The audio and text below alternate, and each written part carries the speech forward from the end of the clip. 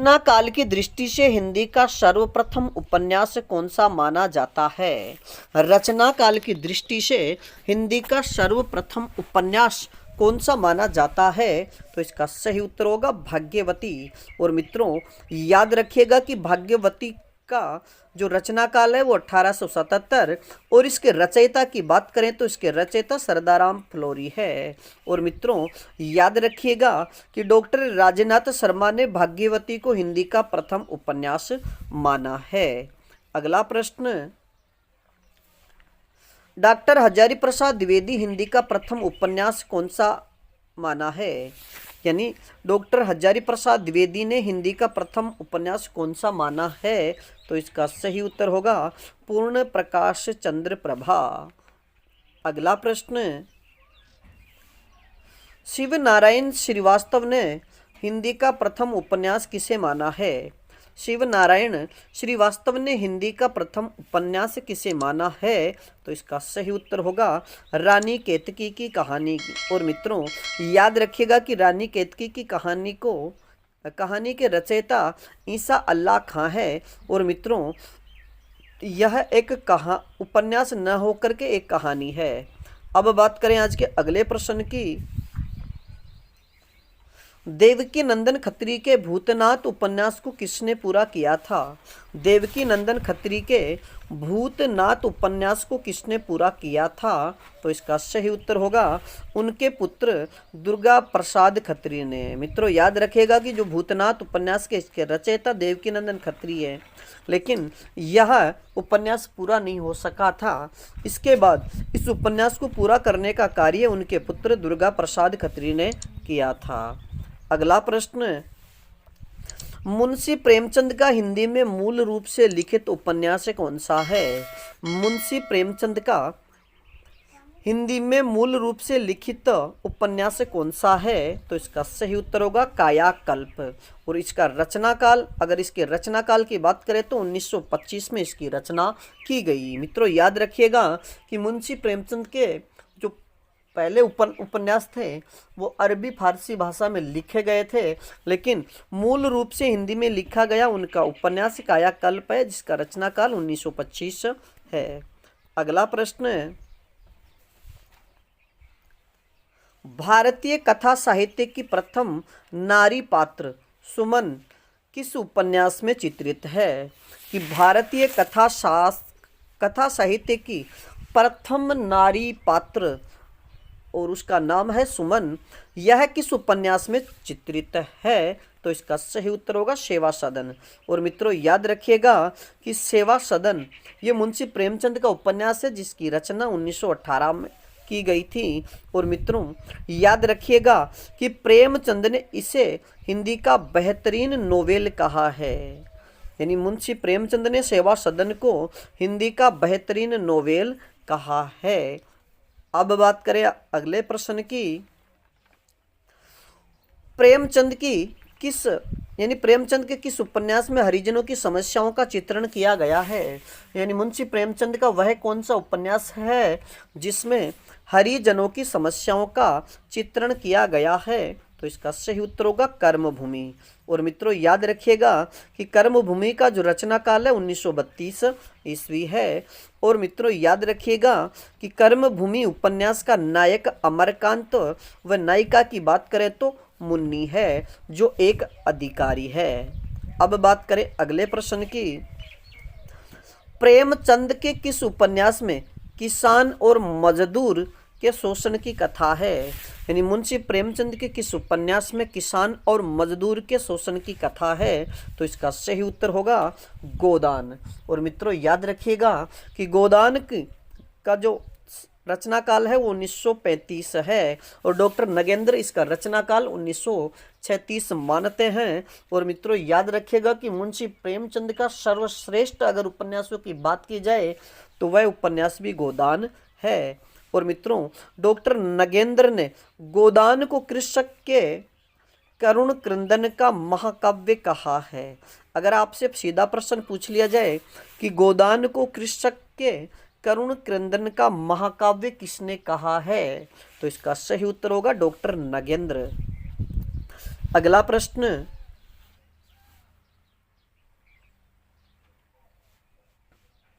सिया राम शरण गुप्त के उपन्यास किस पर आधारित हैं? सिया राम शरण गुप्त के उपन्यास किस पर आधारित हैं? तो इसका सही उत्तर होगा गांधी दर्शन पर आधारित मनोवैज्ञानिक सामाजिक उपन्यास। यानी मित्रों याद रखिएगा कि सियाराम शरण गुप्त के उपन्यास गांधी दर्शन पर आधारित हैं और गांधी दर्शन पर आधारित होने के साथ साथ यह मनोवैज्ञानिक सामाजिक ताबर भी आधारित उपन्यास है। अब बात करें आज के अगले प्रश्न की। भगवती चरण वर्मा ने किस उपन्यास में पाप और पुण्य को विषय बनाया है? भगवती चरण वर्मा ने किस उपन्यास में पाप और पुण्य को विषय बनाया है? तो इसका सही उत्तर होगा चित्रलेखा। यानी आपसे सीधा प्रश्न पूछ लिया है कि चित्रलेखा उपन्यास किसका है, तो भगवती चरण वर्मा। अगर विषय वस्तु की बात करें तो इसमें पाप और पुण्य का वर्णन किया गया है। अब बात करें आज के अगले प्रश्न की। यशपाल का कौन सा उपन्यास पूंजीवाद, गांधीवाद और आतंकवाद का विरोध करने वाला उपन्यास है? यानी यशपाल का कौन सा उपन्यास पूंजीवाद, गांधीवाद और आतंकवाद का विरोध करने वाला है? तो इसका सही उत्तर होगा दादा कामरेड। और मित्रों याद रखिएगा कि दादा कामरेड जो उपन्यास है इसकी रचना 1941 ईस्वी में की गई थी। अगला प्रश्न, यशपाल का कौन सा उपन्यास राजनीतिक सांस्कृतिक पृष्ठभूमि पर आधारित है? यानी यशपाल का कौन सा उपन्यास राजनीतिक सांस्कृतिक पृष्ठभूमि पर आधारित है? तो इसका सही उत्तर होगा झूठा सच। और मित्रों याद रखिएगा कि यह उपन्यास 2 खंडों में विभाजित है।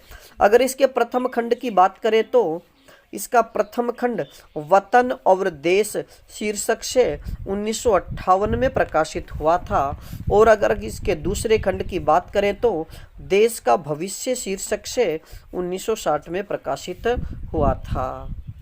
यानी झूठा सच अगर इसके खंडों की बात कर दी जाएगी तो 2 खंड रहेंगे। बात करें अगले प्रश्न की। हजारी प्रसाद द्विवेदी ने चारूचंद्र लेख उपन्यास की कथा कहाँ से ली है? यानी हजारी प्रसाद द्विवेदी ने चारूचंद्र लेख उपन्यास की कथा कहाँ से ली है? तो इसका सही उत्तर होगा प्रबंध चिंतामणि से। अगला प्रश्न, रांघेय राघव का कौन सा उपन्यास नटों की जिंदगी को उजागर करने वाला है? यानी रांघेय राघव का कौन सा उपन्यास है जो नटों की जिंदगी को उजागर करने वाला है? तो इसका सही उत्तर होगा कब तक पुकारूं।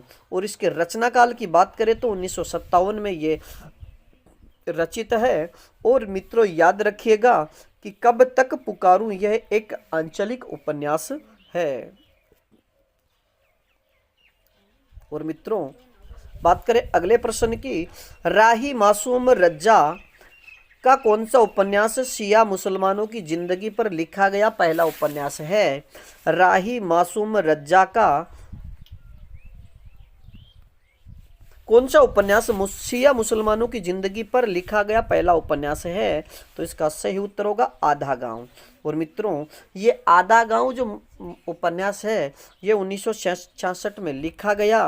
और याद रखिएगा सबसे महत्वपूर्ण तथ्य कि इसमें भारत विभाजन के पहले और बाद की जिंदगी को उबारा गया है। अगर आपसे सीधा प्रश्न पूछ लिया जाए कि राही मासूम रज्जा का वह कौन सा उपन्यास है जो भारत पाकिस्तान विभाजन को लेकर लिखा गया, तो इसका सही उत्तर होगा आधा गांव। अगला प्रश्न, विष्णु प्रभाकर का वह उपन्यास जिसे साहित्य अकादमी पुरस्कार प्राप्त हुआ है? विष्णु प्रभाकर का वह उपन्यास कौन सा है जिसे साहित्य अकादमी पुरस्कार प्राप्त हुआ? तो इसका सही उत्तर होगा अर्धनारीश्वर। और मित्रों अर्धनारीश्वर के रचना काल की बात करें तो 1992 ईस्वी 1892 ईस्वी में इसका रचना काल, ये 1992। अगला प्रश्न, सुरेंद्र वर्मा का वह उपन्यास जिसे साहित्य अकादमी पुरस्कार मिला है? सुरेंद्र वर्मा का वह उपन्यास जिसे साहित्य अकादमी पुरस्कार मिला, तो इसका सही उत्तर होगा मुझे चांद चाहिए। अगर आपसे सीधा प्रश्न पूछ लिया जाए कि मुझे चांद चाहिए उपन्यास के रचयिता कौन है, तो इसका सही उत्तर होगा सुरेंद्र वर्मा। अगला प्रश्न, 5 आंगनों वाला घर उपन्यास के रचयिता कौन है? 5 आंगनों वाला घर उपन्यास के रचयिता कौन हैं? तो इसका सही उत्तर होगा गोविंद मिश्र। और मित्रों, इस उपन्यास पर व्यास सम्मान भी मिला है, यानी गोविंद मिश्र को 5 आंगनों वाला घर उपन्यास के लिए व्यास सम्मान भी मिला है। अगला प्रश्न, वह उपन्यास जो स्त्री के शोषण के विरुद्ध हिंदी कथा साहित्य में सबसे जोरदार आवाज उठाने वाला है, यानी वह उपन्यास जो स्त्री के शोषण के विरुद्ध हिंदी कथा साहित्य में सबसे जोरदार आवाज उठाने वाला है, तो इसका सही उत्तर होगा तेरी मेरी उसकी बात। और मित्रों, ये तेरी मेरी उसकी बात उपन्यास के रचनाकाल की बात करें तो 1974 में ये लिखा गया, और इसके रचयिता की बात करें तो इसके रचयिता यशपाल है। अगला प्रश्न, धरती धन न अपना, धरती धन न अपना जिसका रचनाकाल 1972 है, उपन्यास किसका है? धरती धन न अपना उपन्यास किसका है? तो इसका सही उत्तर होगा जगदीश चंद्र माथुर का। और मित्रों, याद रखिएगा कि इस उपन्यास में हरिजन यानी हरिजनों की व्यथा को व्यापक संवेदना के साथ उजागर किया गया है। अगला प्रश्न,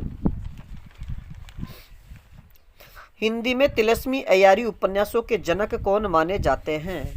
हिंदी में तिलस्मी अय्यारी उपन्यासों के जनक कौन माने जाते हैं? तो इसका सही उत्तर होगा देवकीनंदन खत्री। अगला प्रश्न,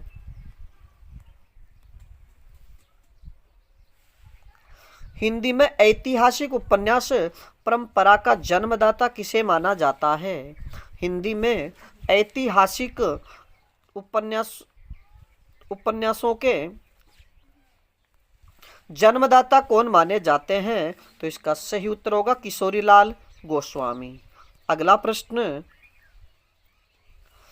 हिंदी का प्रथम ऐतिहासिक उपन्यास कौन सा है? हिंदी का प्रथम ऐतिहासिक उपन्यास कौन सा है? तो इसका सही उत्तर होगा हृदय हारिणी। अगला प्रश्न, मुंशी प्रेमचंद किस प्रकार के उपन्यासकार माने जाते हैं? मुंशी प्रेमचंद किस प्रकार के उपन्यासकार माने जाते हैं? तो इसका सही उत्तर होगा आदर्शोन्मुख यथार्थवादी उपन्यासकार। और मित्रों, आप सभी से एक प्रश्न कि मुंशी प्रेमचंद का बचपन का नाम क्या था तथा मुंशी प्रेमचंद की वह रचना कौन सी है जिसे अंग्रेजों ने जब्त कर ली थी? इन दोनों प्रश्नों का उत्तर आप हमें कमेंट्स में दीजिएगा। अगला प्रश्न, प्रेमचंद का वह उपन्यास जो अनमेल विवाह की समस्या को दर्शाता है, यानी मुंशी प्रेमचंद का वह उपन्यास कौन सा है जो अनमेल विवाह की समस्या को दर्शाता है? तो इसका सही उत्तर होगा निर्मला। और मित्रों, याद रखिएगा निर्मला का रचनाकाल 1927 है, और इसकी बात करें तो इसकी मुख्य नायिका निर्मला है तथा नायक की बात करें तो मुंशी तोताराम इसके नायक हैं। अगला प्रश्न,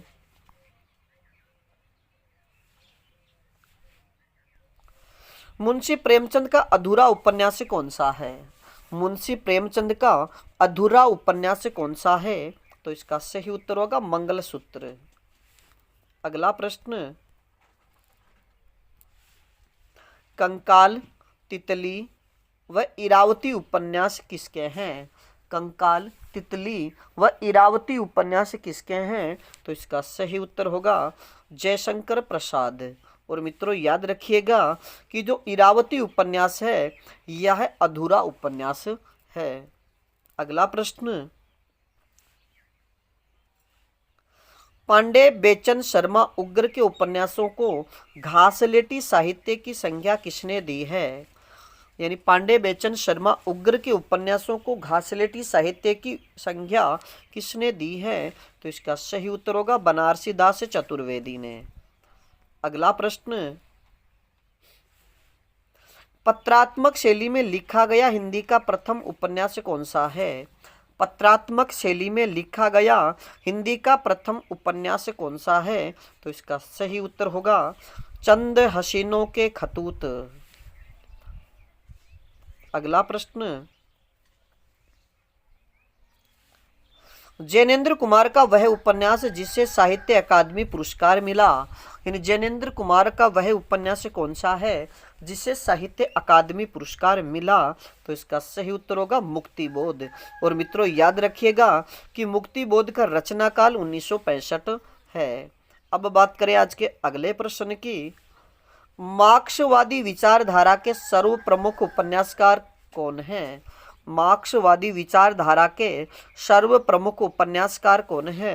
तो इसका सही उत्तर होगा यशपाल। अगला प्रश्न, गोस्वामी तुलसीदास के जीवन वृत्त पर लिखा गया उपन्यास कौन सा है? गोस्वामी तुलसीदास के जीवन वृत्त पर लिखा गया उपन्यास कौन सा है? तो इसका सही उत्तर होगा मानस का हंस। और मित्रों याद रखिएगा कि मानस का हंस जो उपन्यास है इसके रचयिता अमृतलाल नागर हैं। अगला प्रश्न, हिंदी का पहला आंचलिक उपन्यास कौन सा माना जाता है? हिंदी का पहला आंचलिक उपन्यास कौन सा माना जाता है? तो इसका सही उत्तर होगा मेला आंचल। और मित्रों मेला आंचल का रचना काल 1954 है। और आप सभी से एक प्रश्न कि जो मेला आंचल उपन्यास है उसके रचयिता कौन है, इसका उत्तर आप हमें कमेंट्स में दीजिएगा। अगला प्रश्न, नाचो बहुत गोपाल उपन्यास में किसका वर्णन किया गया है? नाचो बहुत गोपाल उपन्यास में किसका वर्णन किया गया है? तो इसका सही उत्तर होगा भंगियों के संघर्ष का। मित्रों अमृतलाल नागर का जो नाचो बहुत गोपाल उपन्यास है इसमें भंगियों के संघर्ष का वर्णन किया गया है। अगला प्रश्न, अमृतलाल नागर का वह उपन्यास जिसमें सूरदास का जीवन चरित्र वर्णित है। अमृतलाल नागर का वह उपन्यास जिसमें सूरदास के जीवन चरित्र वर्णित है। तो इसका सही उत्तर होगा खंजन नयन। और मित्रों खंजन नयन उपन्यास के रचना काल की या समयावधि की बात करें तो 1981 में इसकी रचना की गई थी। अगला प्रश्न, हिंदी का सर्वप्रथम जीवन चरितात्मक उपन्यास कौन सा है? हिंदी का सर्वप्रथम जीवन चरितात्मक उपन्यास कौन सा है? तो इसका सही उत्तर होगा झांसी की रानी। और मित्रों झांसी की रानी जो उपन्यास है इसका रचना काल 1946 है। अगला प्रश्न, मोहनजोदड़ो की वैभव संपन्न संस्कृति और उसके विनाश की कहानी किस उपन्यास में है? यानी जो मोहनजोदड़ो या सिंधु घाटी सभ्यता स्थल मोहनजोदड़ो की जो वैभव संपन्न संस्कृति और उसके विनाश की कहानी किस उपन्यास में है? तो इसका सही उत्तर होगा मुर्दों का टीला। और मित्रों याद रखिएगा कि मुर्दों का जो टीला उपन्यास है ये 1948 में लिखा गया। और इसके रचनाकार की बात करें तो इसके रचनाकार रांघेय राघव हैं। अगला प्रश्न, सो अजान एक सुजान व नूतन ब्रह्मचारी उपन्यास किसके हैं? यानी सो अजान एक सुजान और नूतन ब्रह्मचारी उपन्यास किसके हैं? तो इसका सही उत्तर होगा बालकृष्ण भट्ट। अगला प्रश्न, शतरंज के मोहरे, सुहाग के नुपुर, अमृत और विष, बूंद और समुद्र उपन्यास किसके हैं? यानी शतरंज के मोहरे, सुहाग के नुपुर, अमृत और विष तथा बूंद और समुद्र उपन्यास किसके हैं? तो इसका सही उत्तर होगा अमृतलाल नागर। अब बात संप्रदाय के प्रवर्तक कौन है? श्री संप्रदाय के प्रवर्तक कौन है? तो इसका सही उत्तर होगा श्री रामानुजाचार्य। यानी श्री संप्रदाय के प्रवर्तक श्री रामानुजाचार्य हैं। अगला प्रश्न, सनक संप्रदाय के प्रवर्तक कौन हैं? सनक संप्रदाय के प्रवर्तक कौन हैं? तो इसका सही उत्तर होगा निम्बारकाचार्य। अगला प्रश्न, रुद्र संप्रदाय किससे संबंधित है, यानी रुद्र संप्रदाय किससे संबंधित है या फिर रुद्र संप्रदाय के प्रवर्तक कौन है, तो इसका सही उत्तर होगा स्वामी विष्णु स्वामी। अब बात करें आज के अगले प्रश्न की, मध्वाचार्य ने कौन सा संप्रदाय चलाया था, मध्वाचार्य ने कौन सा संप्रदाय चलाया था, तो इसका सही उत्तर होगा ब्रह्म संप्रदाय। या फिर प्रश्न ऐसे पूछा जा सकता है कि ब्रह्म संप्रदाय के प्रवर्तक कौन हैं, तो इसका सही उत्तर होगा मध्वाचार्य। अगला प्रश्न, रामावत संप्रदाय के प्रवर्तक कौन माने जाते हैं, रामावत संप्रदाय के प्रवर्तक कौन माने जाते हैं, तो इसका सही उत्तर होगा गुरु रामानंद। और मित्रों, आप सभी से एक प्रश्न कि उत्तर भारत में राम भक्ति को प्रचार प्रसार करने वाले कौन थे, यानी इस प्रश्न का उत्तर आप हमें कमेंट्स में दीजिएगा कि उत्तर भारत में राम भक्ति का प्रचार प्रसार करने वाले कौन थे। अगला प्रश्न, पुष्टि मार्ग का संबंध किस आचार्य से है, पुष्टि मार्ग का संबंध किस आचार्य से है, तो इसका सही उत्तर होगा वल्लभाचार्य से। और मित्रों, आप सभी से फिर से एक प्रश्न कि वल्लभाचार्य ने के द्वारा संपादित जो पुष्टि मार्ग है, इसमें पुष्टि शब्द का अर्थ क्या है। और दूसरा प्रश्न आपसे कि अष्टछाप की स्थापना किसने व कब की थी, यानी अष्टछाप की स्थापना किसने व कब की थी। इस प्रश्न का उत्तर आप हमें कमेंट्स में दीजिएगा। अगला प्रश्न, जाम्बोजी या जम्बनाथ जी ने कौन सा संप्रदाय चलाया था, जाम्बोजी या जम्बनाथ जी ने कौन सा संप्रदाय चलाया था, तो इसका सही उत्तर होगा विष्णोई संप्रदाय। मित्रों, याद रखिएगा कि विष्णोई संप्रदाय के 29 नियम थे, 20 धन 9, तो इस प्रकार ये शब्द बना बिश्नोई, यानी बिश्नोई संप्रदाय के प्रवर्तक जाम्बोजी थे। अगला प्रश्न, राधा वल्लभ संप्रदाय के प्रवर्तक कौन हैं, राधा वल्लभ संप्रदाय के प्रवर्तक कौन हैं, तो इसका सही उत्तर होगा हित हरिवंश, यानी हित हरिवंश ने राधा वल्लभ संप्रदाय चलाया था। अगला प्रश्न, सखी या हरिदासी संप्रदाय का संबंध किससे है, यानी सखी या हरिदासी संप्रदाय किसने चलाया था, तो इसका सही उत्तर होगा स्वामी हरिदास ने। अगला प्रश्न, संत जगजीवन दास ने कौन सा संप्रदाय चलाया था, संत जगजीवन दास ने कौन सा संप्रदाय चलाया था, तो इसका सही उत्तर होगा सतनामी संप्रदाय। मित्रों, याद रखिएगा कि हमारे द्वारा जो आज की क्लास में ये जितने भी संप्रदाय और उनके जो प्रवर्तक हैं उनको आप अच्छे से याद रखिएगा, क्योंकि इनसे संबंधित जो प्रश्न पूछा जाएगा वह या तो कूट भाषा का प्रश्न होगा कि निम्न में से कौन सा असुमेलित है या निम्न में से कौन सा सुमेलित नहीं है, या फिर सुमेलित कीजिए, इस प्रकार का प्रश्न आपसे पूछा जा सकता है। तो आप प्रमुख संप्रदाय और उनके जो प्रवर्तक हैं उनको अच्छे से याद रखिएगा। तो संत जगजीवन दास ने सतनामी संप्रदाय चलाया था। अब बात करें आज के अगले प्रश्न की, पर ब्रह्म संप्रदाय का संबंध किससे है, पर ब्रह्म संप्रदाय का संबंध किससे है, तो इसका सही उत्तर होगा संत दादू दयाल से। और मित्रों, याद रखिएगा कि दादू दयाल को राजस्थान का कबीर कहा जाता है। अगला प्रश्न, द्वैतवाद या दर्शन, यानी द्वैतवाद दर्शन का संबंध किससे है, द्वैतवाद दर्शन का संबंध किससे है, तो इसका सही उत्तर होगा मध्वाचार्य से। अगला प्रश्न, चैतन्य महाप्रभु ने कौन सा संप्रदाय चलाया था, चैतन्य महाप्रभु ने कौन सा संप्रदाय चलाया था, तो इसका सही उत्तर होगा गौड़ीय संप्रदाय।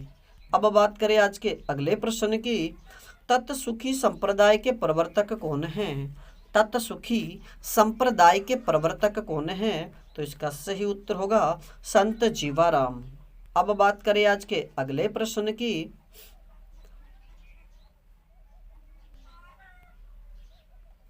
दास्य भाव या शरणागति भक्ति का संबंध किससे है, दास्य भाव या शरणागति भक्ति का संबंध किससे है? तो इसका सही उत्तर होगा रामानुजाचार्य। अगला प्रश्न, संत वीरभान ने कौन सा संप्रदाय चलाया था? संत वीरभान ने कौन सा संप्रदाय चलाया था? तो इसका सही उत्तर होगा साधो संप्रदाय। अगला प्रश्न, शुद्धाद्वैतवाद यानी पर ब्रह्म, शुद्धाद्वैतवाद दर्शन के प्रवर्तक कौन हैं? शुद्धाद्वैतवाद के प्रवर्तक कौन हैं? तो इसका सही उत्तर होगा वल्लभाचार्य। यानी पुष्टि मार्ग के प्रवर्तक पूछ लिया जाए, अगर दर्शन में आपसे पूछ लिया जाए शुद्धाद्वैतवाद, तो उत्तर होगा वल्लभाचार्य। और मित्रों, वल्लभाचार्य जी ने यानी सूरदास के गुरु की बात की जाए तो सूरदास के गुरु वल्लभाचार्य जी थे। और वल्लभाचार्य जी ने सूरदास जी से कहा था कि तुम जो दास्य भाव की भक्ति है इसको छोड़ करके सख्य भाव की भक्ति करो। और उन्हीं के संपर्क में आने के बाद में सूरदास जी ने दास्य भाव की भक्ति छोड़ करके सख्य भाव की भक्ति आरंभ की थी। और मित्रों, अष्ट छाप में जो 8 शिष्य हैं यानी 8 जो भक्त कवि हैं, उनमें 4 भक्त कवि वल्लभाचार्य के और 4 इनके पुत्र यानी वल्लभाचार्य के पुत्र विठलाचार्य के हैं। इस प्रकार 8 कवियों की जो मंडली है उसी को हम अष्टछाप कहते हैं। तो अब मित्रों, आप सभी से एक प्रश्न कि सूरदास की मृत्यु पर किसने कहा कि अष्टछाप का जहाज जात है, जाको कछु लेना हो तो ले? यह पंक्ति सूरदास के विषय में किसने कही? तो इसका उत्तर आप हमें कमेंट्स में दीजिएगा।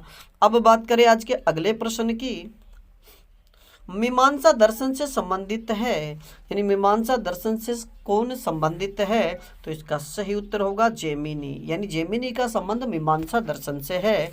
अगला प्रश्न, द्वैताद्वैतवाद से किसका संबंध है? द्वैताद्वैतवाद से किसका संबंध है? तो इसका सही उत्तर होगा निम्बार्काचार्य से। यानी द्वैताद्वैतवाद का संबंध निम्बार्काचार्य से है। और मित्रों, निम्बार्काचार्य जी द्वारा जिस ग्रंथ की रचना की गई उसका नाम है वेदांत परिजात भाष्य। अगला प्रश्न, विशिष्टाद्वैतवाद का संबंध किससे है? विशिष्टाद्वैतवाद का संबंध किससे है? तो इसका सही उत्तर होगा रामानुजाचार्य। और मित्रों, रामानुजाचार्य के ग्रंथ की बात करें तो श्री भाष्य, यानी रामानुजाचार्य ने श्री भाष्य की रचना की थी। अगला प्रश्न, शंकराचार्य का संबंध किस दर्शन से है? शंकराचार्य का संबंध किस दर्शन से है? तो इसका सही उत्तर होगा अद्वैतवाद से। आज की कक्षा का अगला प्रश्न, वैरागी दल के प्रवर्तक कौन हैं? वैरागी दल के प्रवर्तक कौन हैं? तो इसका सही उत्तर होगा स्वामी रामानंद। अगला प्रश्न, उत्तर मीमांसा या वेदांत दर्शन के प्रवर्तक कौन माने जाते हैं? उत्तर मीमांसा या वेदांत दर्शन के प्रवर्तक कौन माने जाते हैं? तो इसका सही उत्तर होगा बादरायण। अगला प्रश्न, रीतिकालीन कवियों को 3 श्रेणियों में विभक्त करने का कार्य किसने किया है? यानी रीतिकालीन कवियों को 3 श्रेणियों में विभक्त करने का कार्य किसने किया है? तो इसका सही उत्तर होगा आचार्य विश्वनाथ प्रसाद मिश्र ने।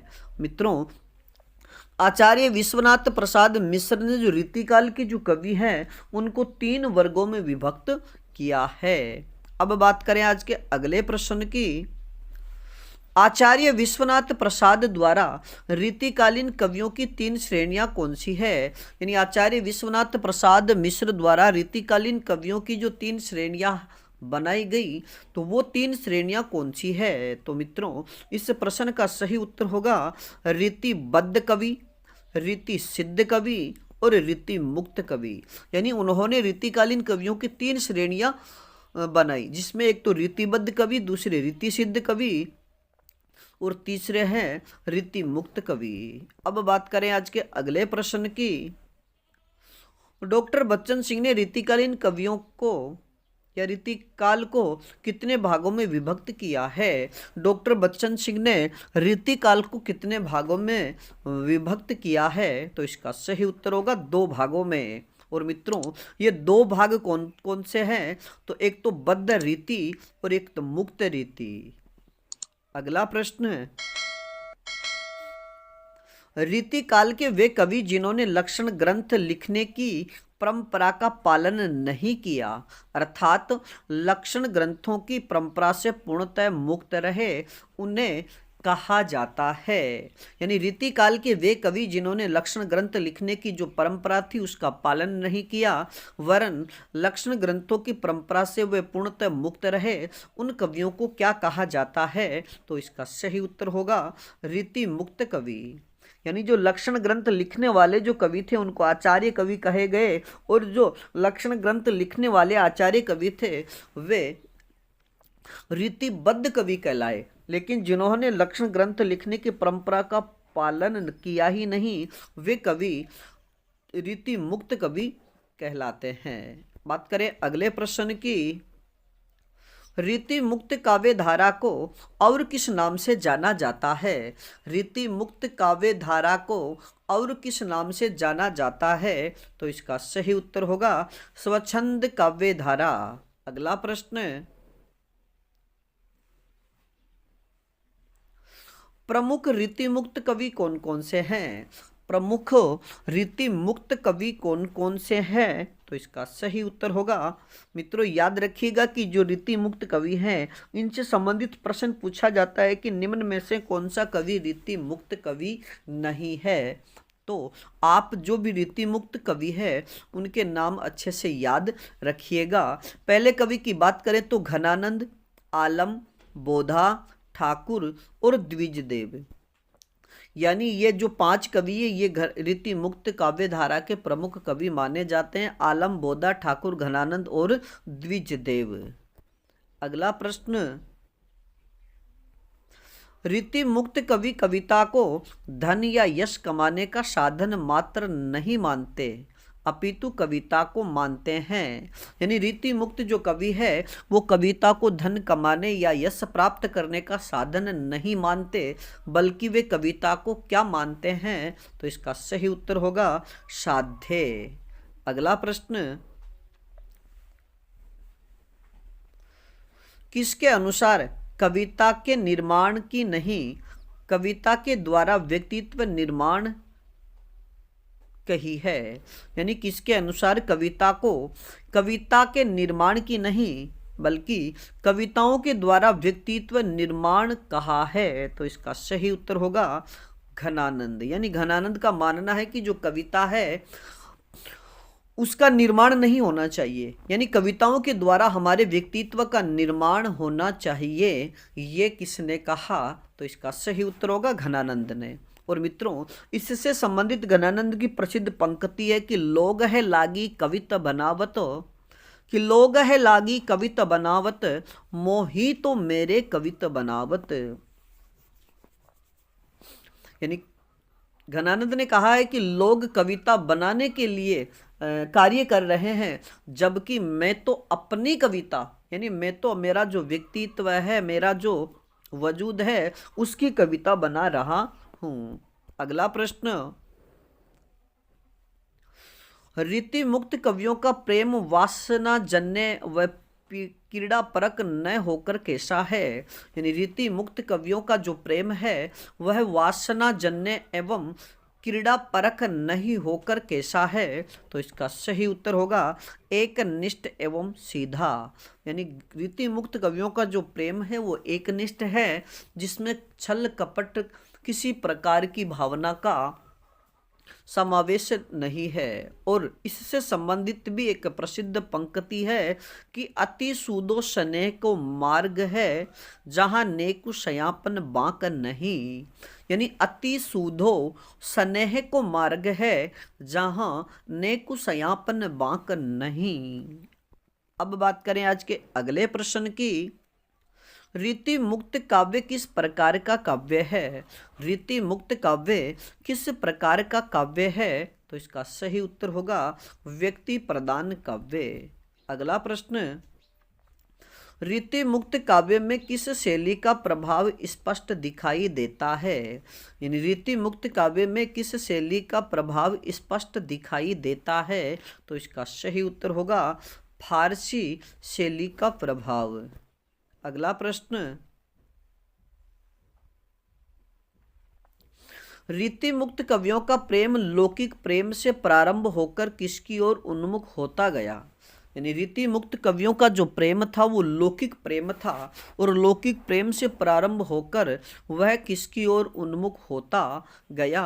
तो इसका सही उत्तर होगा ईश्वरोन्मुख। मित्रों याद रखिएगा कि रीति मुक्त कवियों का जो प्रेम था पहले वो व्यक्तिगत प्रेम था और धीरे धीरे वही व्यक्तिगत प्रेम फिर ईश्वरोन्मुख यानी ईश्वर की ओर उन्मुख हो गया था। जैसे घनानंद की बात करें तो घनानंद का जो प्रेम है उनकी प्रेमिका सुजान से शुरू होकर फिर अंत में जब वो वृंदावन में गए और वहाँ जाकर के निम्बार्क संप्रदाय में दीक्षित हुए तो उनका द्वारा जो सुजान शब्द है वह कृष्ण के लिए प्रयुक्त होता गया और अंत में उनका जो प्रेम था वो कृष्ण की ओर आकृष्ट हो गया। बात करें आज के अगले प्रश्न की, रीति मुक्त काव्य धारा में किस प्रकार की रचनाएं मिलती है? रीति मुक्त काव्य धारा में किस प्रकार की रचनाएं मिलती है? तो इसका सही उत्तर होगा प्रबंध एवं मुक्तक दोनों प्रकार की रचनाएं। अगला प्रश्न, रीति मुक्त काव्य धारा के प्रमुख कवि और उनकी रचनाएं क्या कौन कौन सी हैं? यानी रीति मुक्त काव्य धारा के प्रमुख कवि और उनकी रचनाओं की हम संक्षिप्त चर्चा यहाँ कर रहे हैं। और मित्रों जो रीति मुक्त काव्य धारा के जो भी कवि हैं उनका संपूर्ण विवरण और उनका पूरा परिचय तथा इनकी रचनाओं से संबंधित महत्वपूर्ण तथ्यों को लेकर के फिर से अलग अलग कवि का अलग अलग वीडियो बना देंगे, लेकिन यहाँ हम एक संक्षिप्त परिचय प्राप्त करेंगे। सबसे पहले बात करें तो आलम यानी जो रीति मुक्त कवि है आलम। मित्रों याद रखिएगा कि विक्रम संवत 1740 से 1760 तक इनका कविता काल माना जाता है। इनके जन्म से संबंधित किसी प्रकार की तिथि प्राप्त नहीं होती।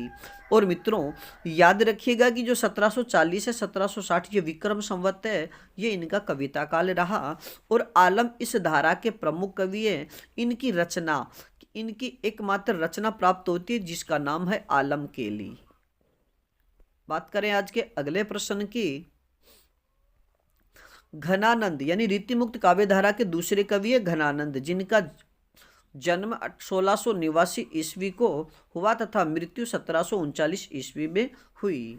और मित्रों रीति मुक्त कवियों में सबसे अधिक प्रसिद्ध कवि हैं, यानी रीति मुक्त कवियों में सबसे प्रसिद्ध कवि की बात की जाए तो घनानंद।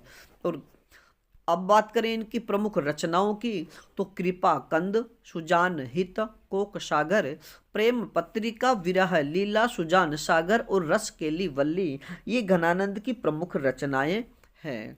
अब बात करें रीति मुक्त काव्य धारा के तीसरे कवि की तो तीसरे कवि का नाम है बोधा।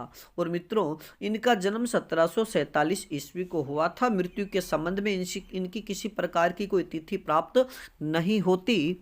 और अगर आपको बोधा के मृत्यु के संबंधित कोई तिथि प्राप्त होती है तो या याद है तो आप हमें कमेंट्स में जरूर बताइएगा।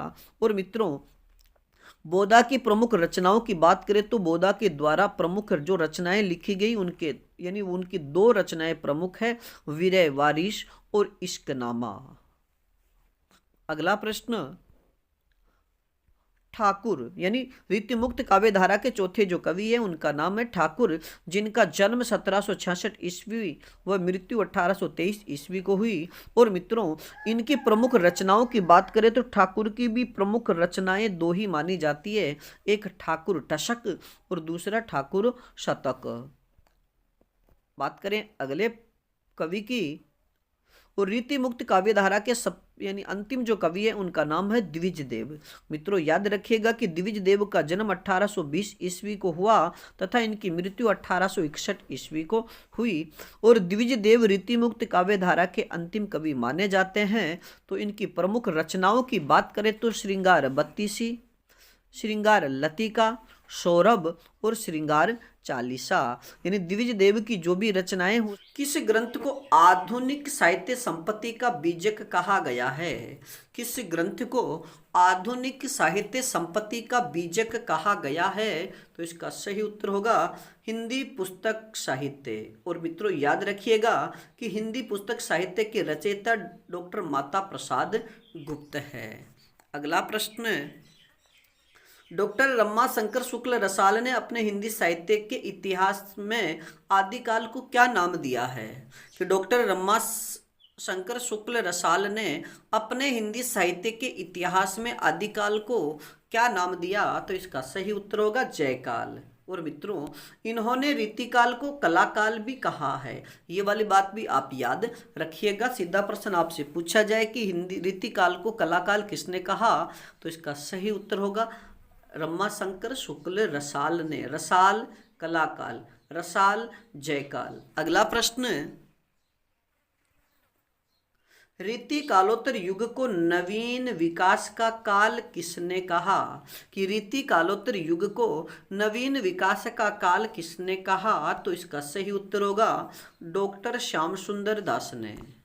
अगला प्रश्न, डॉक्टर गणपति चंद्र गुप्त आधुनिक काल का प्रारंभ कब से मानते हैं? डॉक्टर गणपति चंद्र गुप्त आधुनिक काल का प्रारंभ कब से मानते हैं? तो इसका सही उत्तर होगा 1857 ईस्वी से। अगला प्रश्न, हिंदी साहित्य के प्रथम कालखंड को बीज वपन काल नाम किसने दिया? हिंदी साहित्य के प्रथम कालखंड को बीज वपन काल नाम किसने दिया? तो इसका सही उत्तर होगा महावीर प्रसाद द्विवेदी ने। अगला प्रश्न, आदिकाल को संधि चारण काल नाम किसने दिया? आदिकाल को संधि चारण काल, मित्रों ये चरण लिखा हुआ है तो इसे आप चारण पढ़िएगा। आदिकाल को संधि चारण काल नाम किसने दिया? तो इसका सही उत्तर होगा डॉक्टर रामकुमार वर्मा ने। अगला प्रश्न, जैन साहित्य में राम कथा किस नाम से स्वयंभू द्वारा लिखी गई? कि जैन साहित्य में जो राम कथा लिखी गई उसको लिखने वाले स्वयंभू थे, तो स्वयंभू ने जैन साहित्य में राम कथा किस नाम से लिखी है? तो इसका सही उत्तर होगा पऊम चरिऊ। अगला प्रश्न, खुमान रासों की प्रामाणिक प्रति कहाँ संग्रहित की गई है? खुमान रासों की प्रामाणिक प्रति कहाँ संग्रहित की गई है? तो इसका सही उत्तर होगा पुणे संग्रहालय में। अगला प्रश्न, गौरीशंकर सत्येंद्र द्वारा लिखे गए 7 निबंधों का संग्रह किस नाम से प्रकाशित हुआ? गौरीशंकर सत्येंद्र द्वारा लिखे गए 7 निबंधों का संग्रह किस नाम से प्रकाशित हुआ? तो इसका सही उत्तर होगा साहित्य की झांकी। अगला प्रश्न, 252 वैष्णवन की वार्ता और 84 वैष्णवन की वार्ता के लेखक कौन हैं? 252 वैष्णवन की वार्ता और 84 वैष्णवन की वार्ता के लेखक कौन हैं? तो इसका सही उत्तर होगा गोसाई गोकुलनाथ। अगला प्रश्न, कालिदास हजारा ग्रंथ के रचयिता कौन हैं? कालिदास हजारा ग्रंथ के रचयिता कौन हैं? तो इसका सही उत्तर होगा कालिदास त्रिवेदी। और मित्रों याद रखिएगा कि इस पुस्तक में यानी कालिदास हजारा में 212 कवियों की 1000 कविताओं का इसमें संग्रह किया गया है। तो मित्रों आज के लिए इतना ही, बाकी फिर मिलेंगे एक नए टॉपिक के साथ में। अगला हमारा टॉपिक होगा हिंदी साहित्य का जो आदिकाल है, यानी जो जितने काल दे रखे हैं उनका उपनाम, यानी विभिन्न विद्वानों द्वारा उनके क्या क्या नाम रखे गए और विभिन्न विद्वानों द्वारा प्रथम कवि प्रथम रचना कौन सी मानी गई है। इस टॉपिक को लेकर के तब तक आप अपने अध्ययन में जुटे रहिएगा। और अपनी पाठशाला बाय बीएन सर चैनल पर नए हो तो हमारे चैनल को लाइक, सब्सक्राइब और अपने मित्रों तक शेयर जरूर कीजिएगा। धन्यवाद।